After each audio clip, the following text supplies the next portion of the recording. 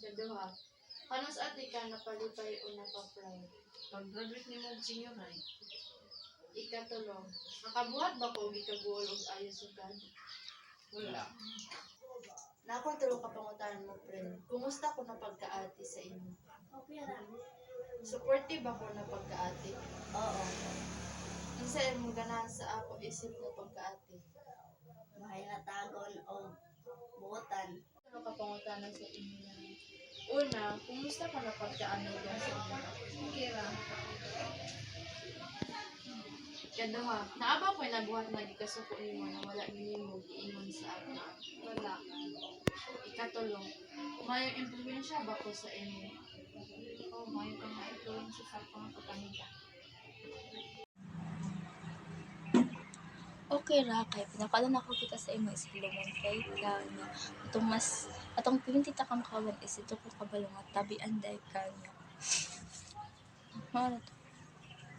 Para sa ako is UTS ka mas abtiks nga subject. Para sa ako is sa econ ka hina basta na mga math na mga math na subject is ito ka hina. Satisfied ba ka sa imong gipangbuhat karon nga semester as estudyante? Para sa ako karon ma'am, oo, satisfied ko karon nga semester kay daghan ko'y bag-ong na nakakatunan. Asa na parte karon nga semester gusto bag-ohon?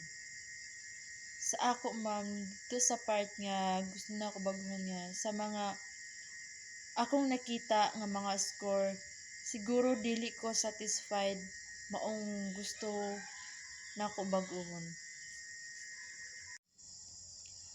Unsa nga butang karon na semester nga imo tana bag-ohon ug mas maayo? Dito siguro sa part ma'am nga feel